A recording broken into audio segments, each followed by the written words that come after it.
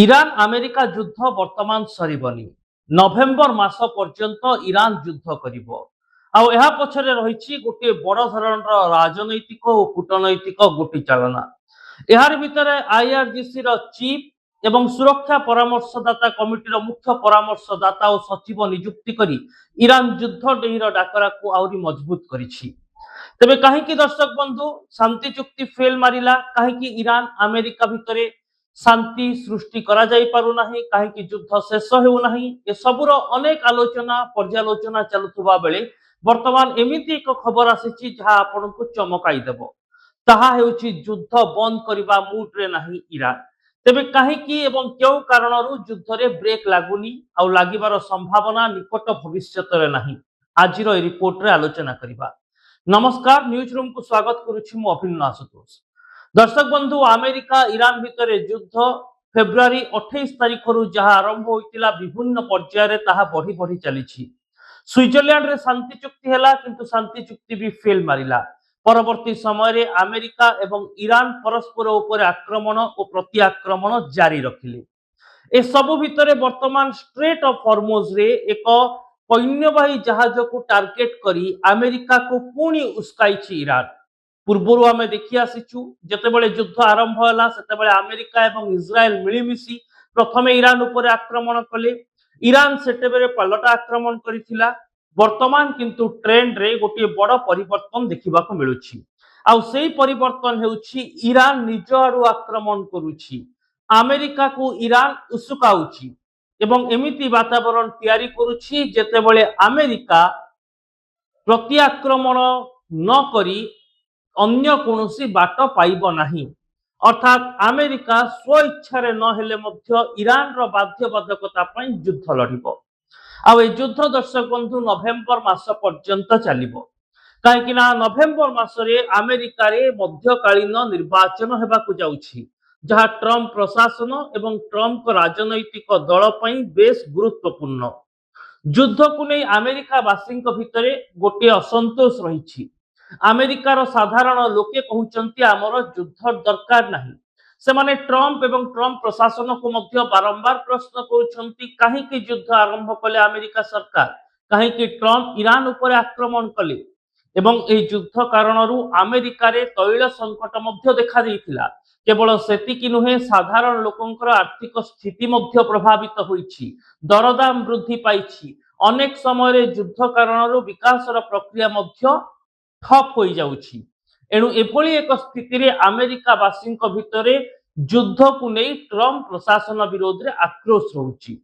आउ ईरान वर्तमान चाहूछि ए आक्रोश केमिति भोट राजनीति रे परिवर्तित हेबो, अर्थात ट्रम्प को गणतांत्रिक उपाय केमिति मात दिया जाई परिबो। जेतेबेले अमेरिकार साधारण लोके युद्ध को नहीं ट्रम्प को सपक्ष रे नाहंती, ट्रम्प को विरोध करुछंती। एभली एक स्थिति रे जदि नवेम्बर मास पर्यंत जेतेबेले मिड टर्म इलेक्शन हेबो सेही पर्यंत जदि युद्ध चली थाए तेबे ट्रम्प को एहार कड़ा परिणाम भोगिबाकू पड़िबो। अमेरिका वासींकर आक्रोश भोट बैंक रे मध्य परिणत होई पारे। ता सहित अमेरिका वासी डोनाल्ड ट्रम्प एवं तांकर रिपब्लिकन नेता माननकू मध्य विरोध करि पारंती। जदि यह हुए तेबे विभिन्न मंचरे केवल रिपब्लिकन पार्टी रो नेता सरकार एवं प्रशासन रे सामिल हेबारु वंचित हेबे नाही, बरं डोनाल्ड ट्रम्प को विरोध रे महा अभियोग मध्य आसी पारे। जदि मध्यकालीन निर्वाचन राष्ट्रपति डोनाल्ड ट्रम्प को पार्टी हारी जाउछि तेबे डोनाल्ड ट्रम्प को विरोध रे गोटे महा अभियोग प्रस्ताव बा इम्पीचमेंट प्रोसेस जहाँ द्वारा राष्ट्रपति को पदरु बहिष्कार करा जाई थाए सही प्रक्रिया आनिबा सहज होई जिवो एवं डोनाल्ड ट्रम्प राष्ट्रपति पद मध्य टळमळ होई पारे। आ ईरान चाहूची ट्रम्प हटिगला परे जदि अमेरिका रे नुआ सरकार हेबो तेबे नुआ सरकार सहित आलोचना करी शांति पाई चेष्टा करिबा। अर्थात दर्शक बंधु वर्तमान समय रे ईरान चाहू नाही शांति बजाय रहू बा उभय देश भितर शांति स्थापना हेउ। यह पछरे कौन रही राजनैतिक एवं कूटनैतिक कारण तो जानिले, किंतु एथिपाई ईरान निजर प्रस्तुति को भी जोरदार करिछि। ईरान वर्तमान समय रे आईआरजीसी रे नव कलेबर करिछि। आईआरजीसी बा ईरान रो सेना बा जहाँ को आमे कहूछु इस्लामिक रिपब्लिक गार्ड कर्प्स यार मुख्य भाव में कमांडर इन चीफ भाव में अहमद वहीदी को स्थान देइछि। अहमद वहीदी पूर्व सुरक्षा परामर्शदाता टीम रे रही। केवल एतिकी नुहे, मोस्तफा खेमनेई सरकार रे सुरक्षा परिषदर प्रमुख सचिव भाव में नुआ कमांडर को नियुक्ति दिया जाइछि एवं ए दायित्व तुलाइबे एणिकी मोहसेन रजाई। मोहसेन रजाई 16 वर्ष धरी आईआरजीसी रो कमांडर इन चीफ रही सारी। वर्तमान समय सरकार तांको सुरक्षा परिषदर सचिव भाव में दायित्व देउछंती। अर्थात मोस्तफा खेमनेई निजर नुआ टीम प्रस्तुत करुछंती। कहा जाउछि मोस्तफा खेमनी असुस्थ अछंती, से गुरुतर अछंती, केही केही कहउछंती मोस्तफा खेमनी मरि सारिछंती।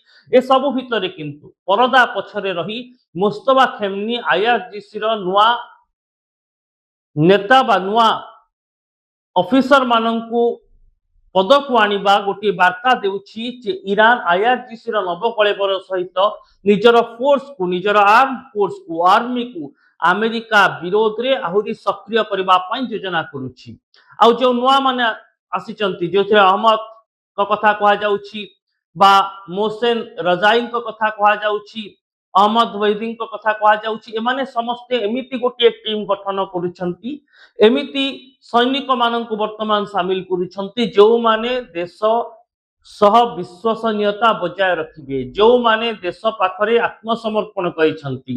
एनु स्थिति एमिति होई जाइछि जे दर्शक बंधु अमेरिका वर्तमान शांति पाई उद्वेग प्रकाश करुवा बेले ईरान किंतु शांति न करी अमेरिका राष्ट्रपतिंकर अकल गुरुम करि देलाय। एवं आईआरजीसी रो नुआ टीम हेबा परे कहा जाउछि वर्तमान ईरान रो शासन सेना द्वारा परिचालित हेबो। मोस्तफा खेमनेई गादी रे रही पारंती किंतु तांकर प्रमुख सहयोगी राजनेतांक अपेक्षा सेना रो कमांडर माने रहिबे। आपण माने जानि छंती वर्तमान मध्य वैदेशिक मंत्री अब्बास अरगची केमिति शासन तंत्र रे सक्रिय अछंती। तांकर शासन रो ढांचा बजाय रहिबो, अर्थात जो माने सरकार रे अछंती, मंत्री अछंती, से माने लोकमाननक हित पई विभिन्न नियम प्रणयन करिबा, विभिन्न नीति निर्घंट करिबा एवं आभ्यंतरीण कार्यकलाप को मॉनिटर करिबा, परिचालना करिबारे सेमानकर दायित्व रहिबो।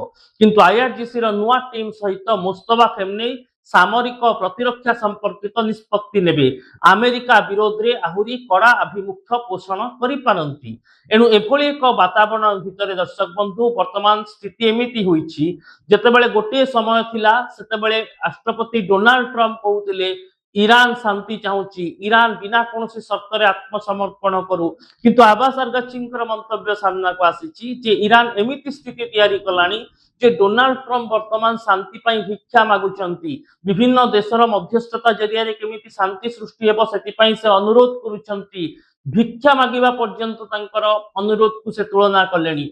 एणु अमेरिका वर्तमान बैकफुट अछि। अमेरिका कळे बोले कौशले शांति चाहूची, जदि शांति सृष्टि न हुए बा स्थापन न हुए राष्ट्रपति डोनाल्ड ट्रम्प को मध्यकालीन निर्वाचन में बड़ परिणाम भोगिबा को पड़िबो। यारि भितरे ईरान स्ट्राटेजिकली कूटनैतिक प्रहार जरिया रे अमेरिका राष्ट्रपति गादी को टलमल करदेबा पई अपेक्षा करुछि।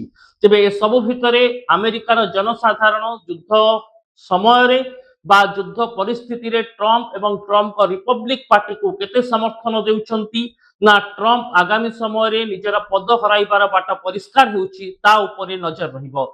रिपोर्ट टी केमिति लागिला दर्शक बंधु निहाती जणाइबे। आम चैनल को सोशल मीडिया रे सब्सक्राइब करंतु, वीडियो को लाइक और शेयर करंतु, कमेंट बॉक्स रे निजरा मत लिखंतु। रहुछि नमस्कार।